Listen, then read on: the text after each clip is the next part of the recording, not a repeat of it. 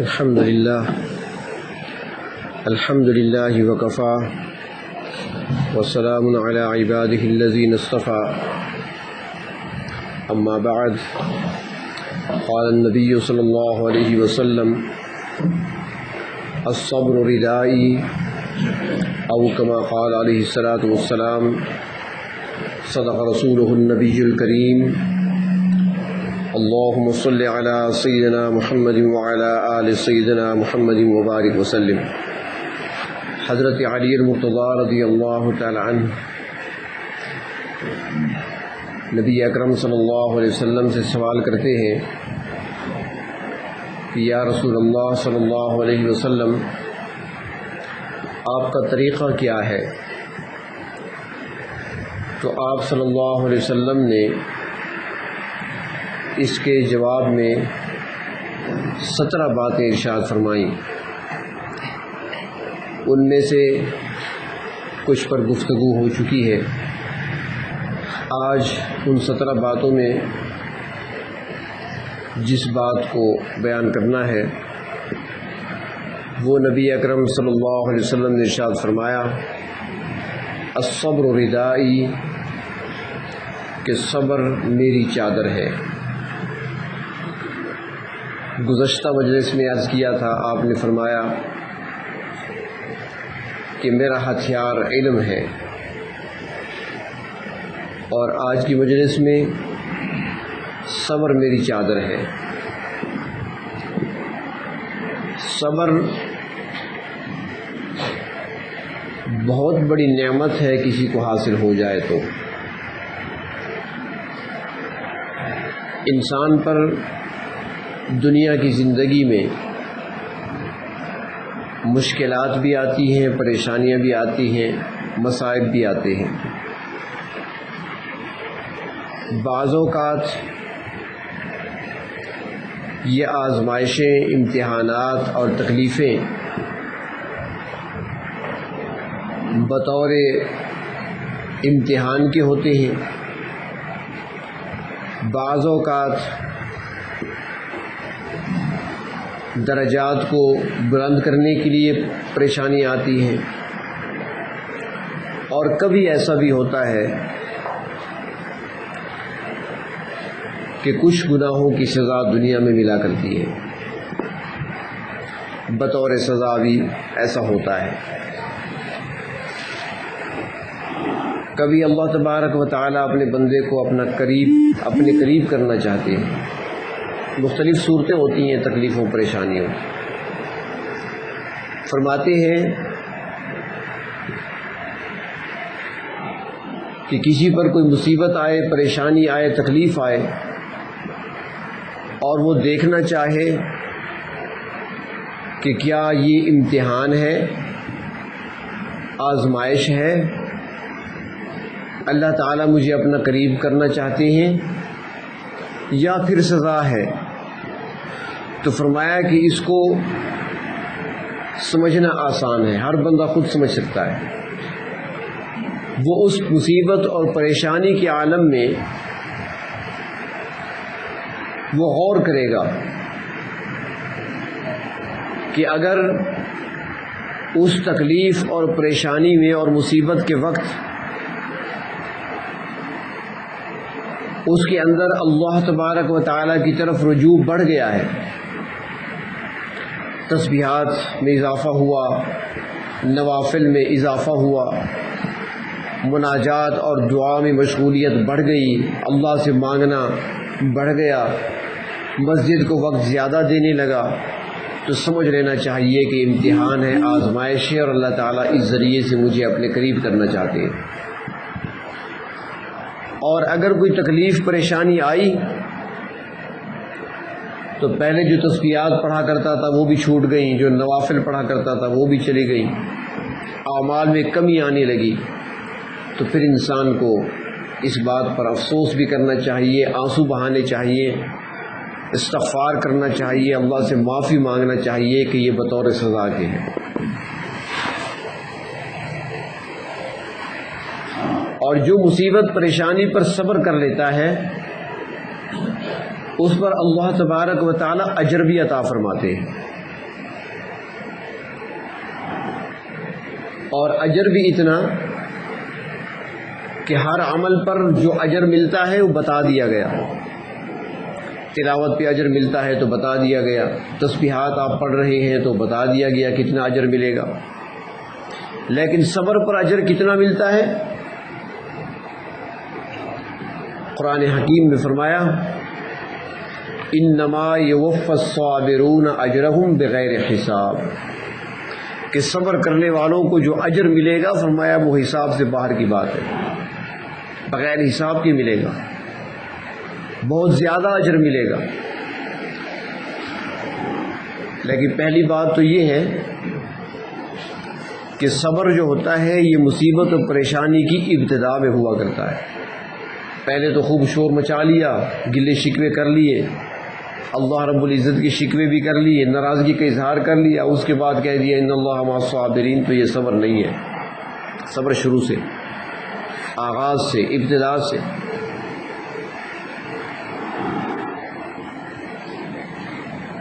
دنیا میں ہم دیکھتے ہیں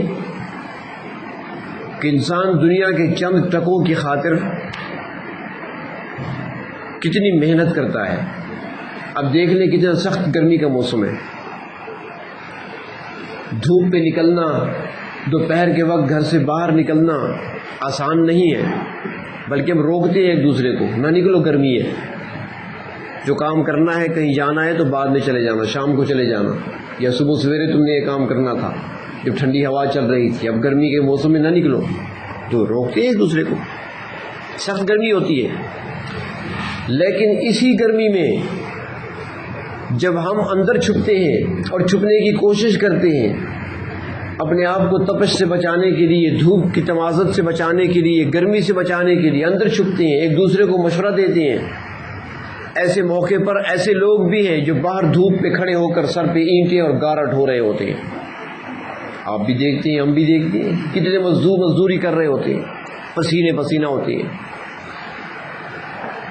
جب چڑیاں بھی چھپ جاتی ہیں درختوں کے سائے میں، پرندے بھی چھپ جاتے ہیں گرمی کی وجہ سے، اس حال میں بھی وہ لوگ اپنے سروں پر گارے کا تھال اٹھائے ہوتے ہیں، اینٹیں اٹھا رہے ہوتے ہیں، ڈھو رہے ہوتے ہیں، محنت کر رہے ہوتے ہیں، مشقت کر رہے ہوتے ہیں. کس لیے؟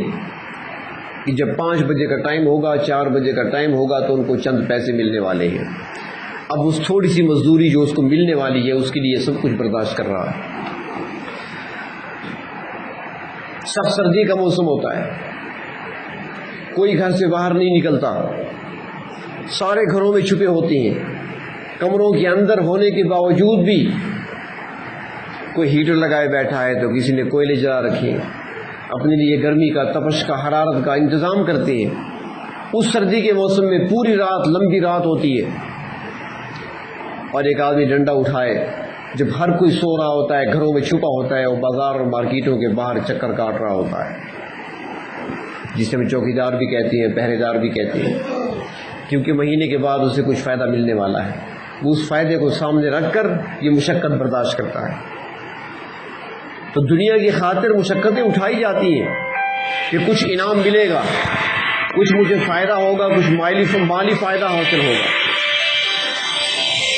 اور کچھ ایسے بھی ہوتے ہیں جو بعد میں آنے والی خوشحالی کو مد نظر رکھتے ہیں، آنے والی راحت کو دیکھتے ہیں. مثال کے طور پر ایک خاتون کو دیکھ لیں، اگر کوئی شادی شدہ خاتون ہے، کچھ عرصہ گزر گیا، اولاد نہیں ہوئی، تو وہ کتنے جتن کرتی ہے، حکیموں کے پاس، ڈاکٹروں کے پاس، عاملوں کے پاس، پیروں کے پاس، درباروں پر، کہاں کہاں نہیں جاتی کہ مجھے اولاد ملے. حالانکہ وہ جانتی ہے اور وہ دیکھتی رہتی ہے کہ اولاد کا پیدا کرنا آسان نہیں ہے. 8-9 مہینے تک مشقت اٹھانی پڑتی ہے، نہ کھایا جاتا ہے، نہ پیا جاتا ہے، طبیعت بوجھل رہتی ہے، تکلیف ہوتی ہے. اور پھر اس کے بعد بچے کی ولادت کی تکلیف، اس کے بعد اس کو دودھ پلانا، ٹھنڈی راتوں میں اس کے لیے جاگنا. اپنے گھروں میں دیکھتی ہے وہ خاتون کہ کیا کچھ ہوتا ہے، بچے کے لیے کیا کچھ کرنا پڑتا ہے. اور پھر اس کے بالغ ہونے تک، بڑا ہو جانے تک ہر وقت اس کی فکر، اس کا غم. لیکن اس سب کے باوجود بھی وہ مانگ رہی ہوتی ہے، رو رو کر اللہ سے مانگتی ہے، وظائف پڑھے جا رہے ہیں، نوافل پڑھے جا رہے ہیں، دعائیں کرائی جا رہی ہیں، علاج کرایا جا رہا ہے، اولاد مل جائے، کیونکہ اس کو اس کے بعد والی راحت نظر آ رہی ہے۔ تو دنیا میں چونکہ ہمیں کچھ فائدہ نظر آتا ہے تو اس کے لیے ہم مشقت برداشت کرتے ہیں، تو اللہ تعالیٰ فرماتی ہے کہ جب دنیا کے لیے تم تھوڑی سی مشقت اٹھا لیتے ہو اور جو مصیبت پریشانی آزمائش کی صورت میں آئی اگر اس پر صبر کر لو گے تو میں نے بھی تو اجر دینا ہے نا، تمہاری نظر اجر پہ ہونی چاہیے، تمہاری نظر ملنے والے اس ثواب پہ ہونی چاہیے، ان انعامات پر ہونی چاہیے۔ اگر تھوڑا سا صبر کر لو گے، واویلا کرنے سے تکلیف دور نہیں ہوگی، شور مچانے سے تکلیف دور نہیں ہوگی، اللہ تعالیٰ کے شکوے کرنے سے تکلیف دور نہیں ہوگی، لیکن یہ ہوگا کہ جو اجر و ثواب ملنے والا ہے وہ بھی رک جائے گا، وہ بھی نہیں ملے گا۔ تو اللہ تبارک و تعالیٰ نے اس لیے حکم دیا ہے کہ جب پریشانی آئے، تکلیف آئے تو خوش قسمت لوگ وہ ہیں، خوش نصیب وہ ہیں جو اس پریشانی پر صبر کرتے ہیں، اور اہل ایمان پر تکلیفیں آیا ہی کرتی ہیں۔ بلکہ ہمارے پرانے لوگ تو سوچا کرتے تھے کسی کو تکلیف اگر نہ آئے تو وہ سوچتے تھے اسے کوئی تکلیف آج تک نہیں پہنچی تو پتہ نہیں اس کا ایمان بھی پکا ہے یا کچا ہے۔ کہیں ایک واقعہ دیکھا تھا، ایک جوڑا تھا شادی شدہ،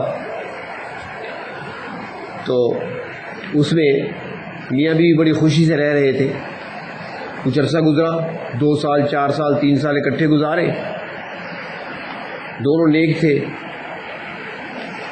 تو ایک دن بیوی نے کہا خاوند سے، مطالبہ کر دیا کہ مجھے طلاق چاہیے۔ خاوند بڑا حیران ہوا کہ ہماری تو بڑی محبت کی زندگی گزر رہی ہے، بڑی آرام اور سکون اطمینان چین والی زندگی گزر رہی ہے، ایک دوسرے کو دیکھ کر ہی ہم جی رہے ہیں، خوش ہوتے ہیں ایک دوسرے کو دیکھ کر، نہ کبھی کوئی جھگڑا ہوا، نہ کوئی لڑائی ہوئی، نہ کوئی اختلاف ہے، یہ اچانک مطالبہ کیسا؟ بیوی نے کہا نہیں، بس میرا ایک ہی مطالبہ ہے، مجھے آزاد کر دے، مجھے طلاق دے دے۔ خاوند بڑا پریشان ہوا، تو اس نے کہا کہ بات ایسی ہے کہ اچانک تو نے مطالبہ کر دیا اور بغیر کسی وجہ کے، بغیر کسی سبب کے تم نے طلاق مانگی ہے، تو اللہ کے رسول صلی اللہ علیہ وسلم کی خدمت میں چلتے ہیں، جا کر معاملہ پیش کر دیتے ہیں۔ بیوی نے کہا ٹھیک ہے، مجھے یہ بھی منظور ہے۔ دونوں روانہ ہوئے، چل پڑے۔ راستے میں خاوند کو ٹھوکر لگی، اور ٹھوکر ایسی لگی کہ پاؤں پھٹ گیا، خون رکنے کا نام نہیں لے رہا تھا، بڑی کوشش کر رہے ہیں خون رک جائے، کافی گہرا زخم آ گیا پاؤں میں، بڑی مشکل سے خون رکا۔ بیوی نے خاوند سے کہا کہ چلو گھر چلتے ہیں۔ خاوند نے کہا کیوں، مسئلہ پوچھنے جا رہے ہیں؟ اس نے کہا بس نہیں پوچھنا، تمہارا مطالبہ طلاق کا تھا۔ اس نے کہا کوئی مطالبہ نہیں ہے، مجھے نہیں چاہیے طلاق۔ خاوند نے کہا بڑی حیرت کی بات ہے، مجھے زخمی کرنا مقصود تھا، میرا خون بہانا مقصود تھا، میرا خون دیکھ کر مطالبہ ختم۔ بیوی نے کہا بات یہ نہیں ہے، بات یہ ہے کہ میں نے سنا ہے کہ جو شخص ایمان لے آتا ہے اور ایمان والا ہوتا ہے اس کی طرف تکلیفیں آتی ہیں، پریشانیاں آتی ہیں، آزمائشیں آتی ہیں، اللہ تبارک و تعالیٰ آزماتے ہیں، جھنجھوڑتے ہیں، تنبیہ کرتے ہیں، اللہ تبارک و تعالیٰ اسے اپنے قریب کرنا چاہتے ہیں، اس کے درجات بلند کرنا چاہتے ہیں، اس کو تکلیف آزمائش میں ڈال کر۔ لیکن میں نے تیرے ساتھ اتنا عرصہ گزارا، ہماری شادی ہوئی، خوشحالی کی زندگی گزر رہی ہے، میں نے کبھی تمہیں تکلیف میں نہیں دیکھا، نہ تمہارے سر میں درد ہوا، نہ تمہیں کبھی بخار ہوا، نہ کبھی نزلہ زکام ہوا، نہ کبھی کھانسی، نہ کوئی اور تکلیف۔ تو اتنے عرصے میں جو میں نے تمہارے ساتھ گزارا تمہیں کوئی تکلیف نہیں پہنچی، تو مجھے شک پڑنے لگ گیا تھا کہ کہیں تم اندر سے منافق تو نہیں ہو، اس لیے میں نے کہا مجھے طلاق دے دو۔ لیکن آج جب چوٹ لگی ہے تو اللہ نے دکھا دیا کہ پکا مومن ہے، مسلمان پکا ہے۔ یعنی وہ لوگ سمجھتے تھے کہ تکلیفیں پریشانیوں کا آنا یہ اللہ کی طرف سے ہے، یا اللہ تبارک و تعالیٰ قریب کرنا چاہتے ہیں کہ بندہ میرے قریب آئے، نادم ہوگا، شرمندہ ہوگا، اپنی غلطیوں پر توبہ کرے گا، استغفار پڑھے گا، مجھے یاد کرے گا، مناجات میں اضافہ ہوگا، دعاؤں میں اضافہ ہوگا، میرے سامنے بیٹھے گا، اللہ تعالیٰ قرب عطا کرنا چاہتے ہیں اس کو۔ یا پھر اس کے درجات کو بلند کرنا چاہتی ہے، اس پر تکلیف بھیج دیتی ہے، لیکن یہ ہوگا تب جب وہ صبر کرے گا، واویلا نہیں کرے گا، شور نہیں مچائے گا۔ حضرت ایوب علیہ السلام پر تکلیف آئی، بہت بڑی تکلیف، جسے ہم کہتے ہیں نا کہ تاریخی، تو ایک تاریخی تکلیف تھی ان کی بیماری، تاریخ میں ایسا بہت کم ہوا ہے۔ بہت بڑی آزمائش سے گزرے، بہت بڑے امتحان سے گزرے، لیکن صبر کیا تو ان کے صبر ہونے کی گواہی ان کی زوجہ رحمت بی بی نہیں دیتی، ان کی صبر کی گواہی علاقے والے نہیں دیتے، ان کی صبر کی گواہی ان کے بیٹے نہیں دے رہے، اس کے صبر کی گواہی پروردگار عالم خود دیتے ہیں۔ وجدناہ صابرا، اللہ فرماتے ہیں ہم نے اسے صابر پایا۔ اور اگلا جملہ اللہ تعالیٰ نے بڑا عجیب فرمایا، نعم العبد۔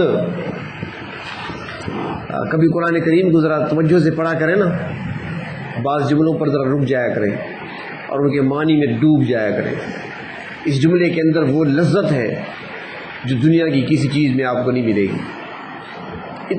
کتنا اس کے اندر میٹھا بھرا ہوا ہے، مٹھاس سے پر ہے۔ اللہ تعالیٰ فرماتے ہیں وجدناہ صابرا، ہم نے اسے صبر کرنے والا پایا، صابر بندہ تھا۔ نعم العبد، بڑا عجیب جملہ ہے، اس کا ترجمہ کرتے بھی ہیں تو وہ مزہ نہیں آتا جو اصل لفظ کے اندر ہے۔ کچھ چیزیں ایسی ہوتی ہیں، کچھ الفاظ ایسے ہوتے ہیں نا جس زبان کے ہوتے ہیں اسی زبان میں ہی اس کی لذت ہوا کرتی ہے، اس کا ترجمہ ہزار ترجمے کریں وہ سمجھا نہیں سکتے آپ۔ اس طرح سرائکی کچھ جملے ایسے ہوتے ہیں، کچھ اردو کے ایسے ہوتے ہیں، ہر زبان کے اپنے جملے ہیں، پھر مزہ وہیں پہ آتا ہے۔ تو نعم العبد، فرمایا کیا ہی اچھا بندہ تھا، اللہ فرما رہے ہیں تو کیا ہی اچھا بندہ تھا۔ نعم العبد انہ اواب، اللہ کی طرف رجوع کرنے والا تھا۔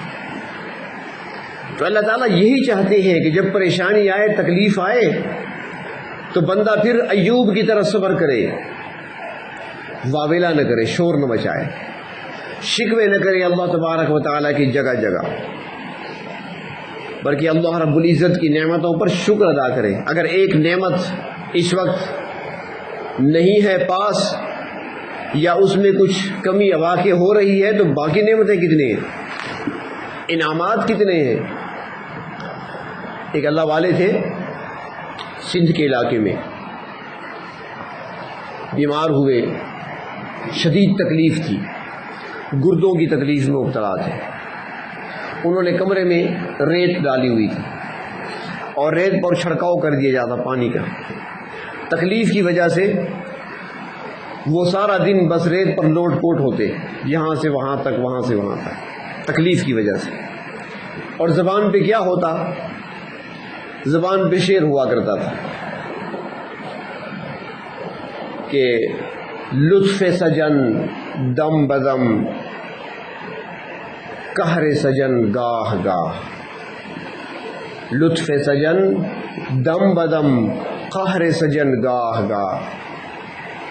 سجن کا لفظ تو آپ جانتے ہی ہیں، اس کے معنی کہیں اور لے جاتے ہیں لوگ، تو وہ اللہ تبارک و تعالیٰ کی شان میں کہہ رہا ہے کہ میرے محبوب کا لطف و کرم تو ہر دم رہتا ہے اور تکلیف اس کی کبھی کبھی آتی ہے۔ نعمتوں کی برسات تو جاری ہے، تکلیف کبھی کبھی آتی ہے۔ لطف سجن دم بدم، ہر سانس نعمت ہے۔ تو نعمتیں تو بارش کی طرح برس رہی ہیں، لیکن تکلیف قہر سجن گاہ گاہ، تکلیف کبھی کبھی آتی ہے۔ لیکن وہ کیا کہتے ہیں کہ ایک عام بندے کو کیا کرنا چاہیے، کیونکہ اللہ کا بندہ ہے تو بندے کو یہ چاہیے کہ این وی سجن واہ واہ، او وی سجن واہ واہ۔ اگر تکلیف میں ہے تب بھی واہ واہ، اور اگر خوشحالی میں ہے تب بھی واہ واہ۔ اس لیے کسی نے کہا ہے نا کہ تیرا غم بھی مجھ کو عزیز ہے، کہ تیری دی ہوئی یہ چیز ہے۔ وہ پریشانی اور تکلیف پر بھی مسکراتے ہیں، صبر کرتے ہیں۔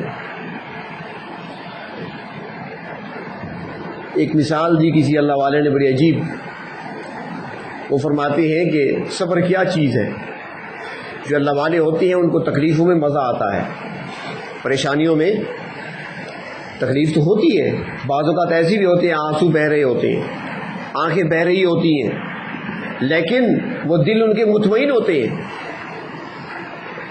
ان کو مزہ آ رہا ہوتا ہے۔ اس کی مثال دیتی ہے کہ جس طرح کسی نوجوان کو چٹپٹی چیزیں زیادہ پسند ہوں، مرچ مسالے والی چیزیں آج کل تو خاص کر پسند کی جاتی ہیں، دہی بلے کھانے والے اور یہ چھولے چاول کھانے والے، پھر یہ چٹنی زیادہ ڈلواتے ہیں، مرچیں ذرا زیادہ ڈال دو۔ پھر آپ نے دیکھا ہوگا اکثر کہ مرچ مسالہ زیادہ ہوتا ہے نا تو کھانے کے لیے بیٹھتے ہیں نا، ماتھے پہ پسینہ، ناک سے پانی، آنکھوں سے پانی، ایک ہاتھ میں چمچ دوسرے ہاتھ میں رومال، پسینہ بھی پوچھ رہے ہیں، ناک بھی صاف ہو رہی ہے، آنکھیں بھی صاف ہو رہی ہیں اور کھا رہے ہیں۔ اب بظاہر کوئی دیکھے تو وہ رو رہا ہے، رونے کی جو ہی کیفیت ہوتی ہے نا، آنکھوں سے آنسو ہوتی ہیں، ناک سے پانی بہ رہی ہے، رونا ہے۔ تو کوئی اگر اسے دیکھ کر کہے کہ بھائی کیوں رو رہے ہو، کھا بھی رہے ہو رو بھی رہے ہو، وہ جواب کیا دے گا؟ یار میں کہاں رو رہا ہوں، مجھے تو مزہ آ رہا ہے۔ فرماتے ہیں اللہ والوں پر تکلیف آتی ہے، آنکھوں میں آنسو ضرور ہوتے ہیں، اندر سے ان کو مزہ آ رہا ہوتا ہے کہ اگر تکلیف آئی ہے تو اللہ کی طرف سے آئی۔ تو صبر پر اجر ملتا ہے۔ اور پھر صبر فرماتے ہیں کہ 3 طرح کا ہے، اطاعت پر صبر کیا جاتا ہے، معصیت سے رکنے پر بھی صبر ہوتا ہے، اور تکلیف اور پریشانی کے وقت بھی صبر ہوتا ہے۔ اطاعت کے وقت صبر، اللہ تعالیٰ اور اللہ کے رسول صلی اللہ علیہ وسلم کی بات سننے کے لیے بھی صبر کرنا پڑتا ہے۔ اب کتنے نوجوان یہاں بیٹھے ہوں گے جن کا جی چاہتا ہوگا بار بار کہ میں موبائل نکالوں، پتہ نہیں کتنے میسج آئے ہوں گے، جی چاہ رہا ہوگا نا، دیکھتے رہتے ہیں، جمعہ نماز پہ خطبہ جمعہ کے دوران بھی وہ نکال لیتے ہیں، دیکھ لیتے ہیں، لیکن وہ صبر کیے بیٹھے ہیں، اس پر اجر ملتا ہے، یہی صبر ہے۔ نماز پہ کھڑے ہیں، نماز کے لیے آئے ہیں، وقت دیا ہے نماز کو، یہ وقت دینا بھی صبر ہے۔ کاروبار چھوڑنا، دکان کو چھوڑنا، دکان چھوڑ کر آنا، یہ بھی صبر ہے، اس پر اطاعت پر صبر ہے۔ سخت گرمی میں، دھوپ کے وقت میں سخت گرمی میں نکلنا نماز کے لیے، یہ بھی صبر کرنا پڑتا ہے، برداشت کرنا ہوتا ہے۔ صبر برداشت کو کہتے ہیں۔ سردی کے موسم میں سخت ٹھنڈ ہے، بارش ہے، نماز کے لیے چلنا، یہاں بھی صبر کرنا پڑتا ہے۔ تو اطاعت میں بھی صبر کیا جاتا ہے، برداشت کیا جاتا ہے، کبھی گرمی کو، کبھی سردی کو، کبھی تکلیف کو، کبھی بارش کو، کبھی پانی کو۔ اور اس طرح معصیت سے اپنے آپ کو روکنے میں بھی صبر کیا جاتا ہے۔ بہت سارے گناہ ایسے ہیں، اپنے آپ کو بچاؤ گے صبر کرنا پڑے گا، برداشت کرنی ہوگی، جی چاہے گا، خواہش ابھرے گی، نفس چاہے گا، لیکن اس کو دباتے ہوئے، اللہ کا خوف دل میں رکھتے ہوئے بچنا، اپنے آپ کو بچانا، یہ بھی صبر ہے، اس پر بھی وہی اجر ہے۔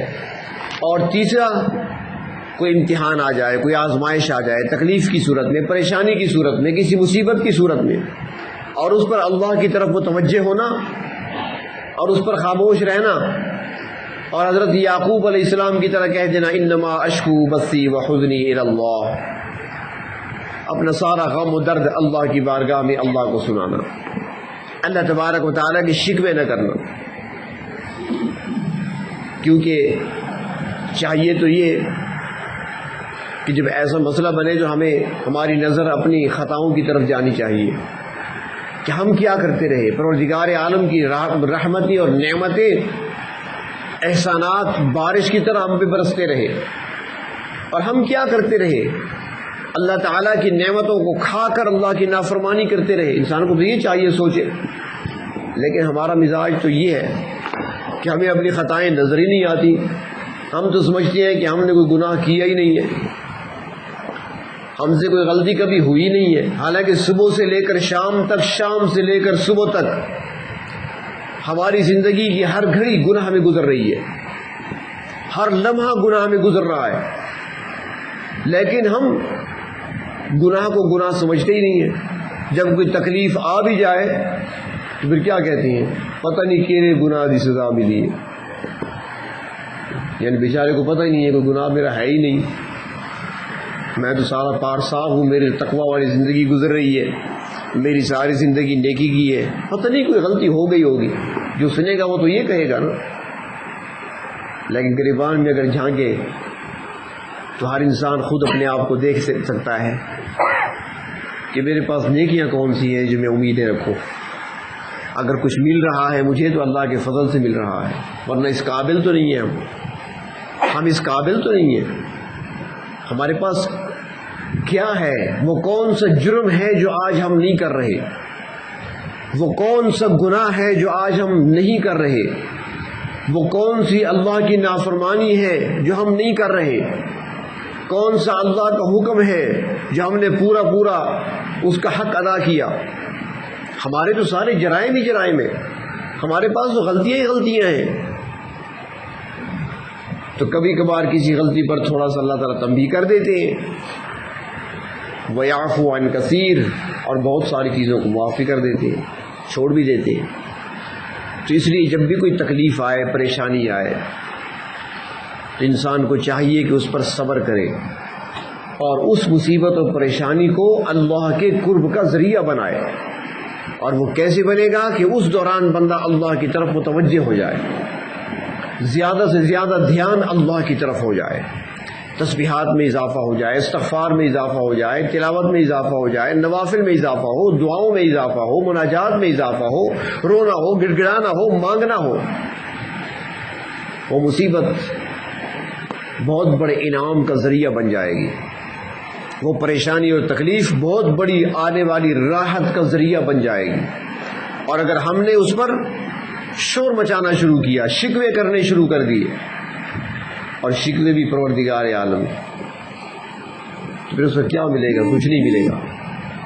وہ کئی مرتبہ میں عرض کر چکا ہوں کہ حضرت حسن بصری رحمۃ اللہ علیہ کھڑے ہوئے تھے مسجد میں دیوار کے ساتھ، جیسے مسجد ہے نا تو دیوار کے ساتھ گلی گزرتی ہے تو گلی سے نظر آ رہے تھے۔ سر پہ پٹی باندھی ہوئی تھی، سر میں تکلیف تھی، درد تھا سر میں۔ تو رواج ہے، پرانا چلا آ رہا ہے، سر میں درد شدید ہو تو پٹی باندھ لیتے ہیں، ہم بھی باندھ لیتے ہیں، رومال ہو، پٹی ہو، کوئی بھی چیز باندھ لیتے ہیں، ذرا کھینچ کر باندھتے ہیں، ذرا درد میں تھوڑا سکون محسوس ہوتا ہے۔ انہوں نے سر پر کپڑا باندھا ہوا تھا، پٹی باندھی ہوئی تھی سر درد میں کمی کے لیے۔ حسن بصری معمولی شخصیت نہیں ہے، تابعین میں سے ہے، صحابہ اکرام کے شاگرد ہیں، حضرت علی المرتضیٰ کے شاگرد ہیں۔ اب کھڑے ہیں، سر پہ پٹی بندھی ہوئی، اللہ کی یاد میں کھڑے ہیں۔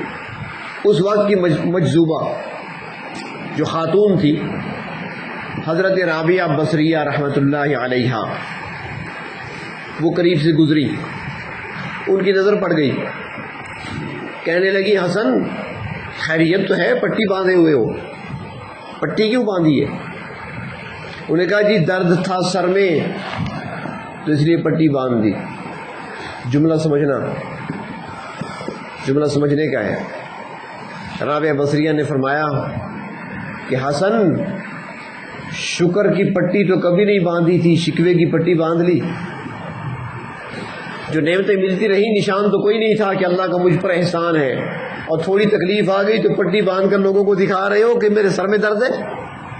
شکوہ ہے نا ایک قسم کا، کہ شکر کی پٹی تو کبھی نہیں باندھی، شکوے کی پٹی باندھ لی۔ تو آج ہم نے شکوے کی پٹیاں باندھی ہوئی ہیں، ہر بات پر شکوہ، ہر بات پر شکوہ۔ اللہ تعالیٰ سے ہم ناراض ہوئے رہتے ہیں ہر وقت، ہر بات پہ ہمارا شکوہ ہوتا ہے، ہر بات پہ ہمارا گلہ ہوتا ہے۔ اس لیے بندے کو مصیبت پریشانی کے وقت، تکلیف کے وقت صبر سے کام لینا چاہیے، اللہ کی طرف متوجہ ہو جانا چاہیے۔ اس لیے اللہ کے رسول صلی اللہ علیہ وسلم فرماتے ہیں الصبر ردائی، کہ صبر میری چادر ہے۔ چادر کیا چیز ہوتی ہے؟ جب چادر انسان اوڑھ لیتا ہے تو ٹھنڈی ہواؤں کو چادر روکتی ہے آپ کے جسم تک پہنچنے سے، چادر رکاوٹ بن جاتی ہے۔ بیرونی عوامل جو جسم کو نقصان پہنچا سکتے ہیں، سردی کی صورت میں، گرد مٹی کی صورت میں، آندھی کی صورت میں، ان ساری چیزوں کو چادر روک لیتی ہے، وہ آپ کے جسم تک نہیں پہنچ سکتے۔ تو فرمایا کہ صبر میری اس طرح چادر ہے، جب تکلیف پریشانی آتی ہے تو میں صبر کی چادر اوڑھ لیتا ہوں تو مجھ پر کوئی چیز نقصان دہ حملہ آور نہیں ہو سکتی۔ چادر میری حفاظت کرتی ہے. تو صبر میری چادر ہے، میں اسے اوڑھ لیا کرتا ہوں. جب اوڑھ لیتا ہوں تو بیرونی عوامل سے بچ جاتا ہوں، نقصان دینے والی چیزوں سے بچ جاتا ہوں. تو صبر اور شکر یہ ملت ابراہیمی کے بڑے اصولوں میں سے ہے. صبر ہے، شکر ہے، اللہ کا ذکر ہے، یہ چیزیں بڑے بڑے اصول ہیں ملت ابراہیمی کے، ان میں سے صبر بھی ہے. تو اللہ تبارک و تعالی ہمیں بھی صبر کی دولت سے مالا مال فرمائے. لیکن اللہ تعالیٰ سے پریشانی، تکلیف، آزمائش مانگا نہ کریں. ہم آزمائشوں کے قابل نہیں ہیں. وہ اور لوگ تھے جو آزمائشوں میں ثابت قدم رہتے تھے، جو تکلیف، پریشانی، مصیبت کے وقت ثابت قدم رہتے تھے اور ان کے ایمان مزید مضبوط ہو جایا کرتے تھے. ہم کمزور لوگ ہیں، ضعف ایمانی ہے، اس لیے ہم مانگا کریں اللہ سے کہ پروردگار ہمیں آزمائشوں میں نہ ڈالنا. ہم آزمائشوں کے قابل نہیں ہیں، ہم امتحانوں کے قابل نہیں، ہم وہ بوجھ نہیں اٹھا سکتے. اور اس کے لیے کثرت سے وہ دعا لازماً پڑھا کریں جو سکھائی گئی ہے اور بتایا گیا کہ رات کو سونے سے پہلے پڑھ لیا کرو. ربنا ولا تحمل علينا اسرا كما حملته على الذين من قبلنا ربنا ولا تحملنا ما لا طاقة لنا به. سورۃ بقرہ کی آخری آیت. اے اللہ جو بوجھ آپ نے پہلے لوگوں پر ڈالا تھا ہم پہ نہ ڈالنا. اے اللہ ایسا بوجھ نہ ڈالنا جس کی ہم میں طاقت نہیں ہے. یہ الفاظ سکھائے گئے، ہم پڑھتے ہی نہیں ہیں. وہ بوجھ ہم پہ نہ ڈالنا جس کی ہم میں طاقت نہیں. لا تحمل علینا اسرا کما حملته علی الذین من قبلنا، جو ہم سے پہلے لوگوں پر بوجھ ڈالا گیا وہ ہم پہ نہ ڈالنا. ہم میں ہمت نہیں ہے اتنی، ہم نہیں اٹھا سکتے اللہ بوجھ، نہ آزمائشوں کا، نہ امتحانوں کا، نہ تکلیفوں کا. ہم سے بوجھ نہیں اٹھائے جاتے.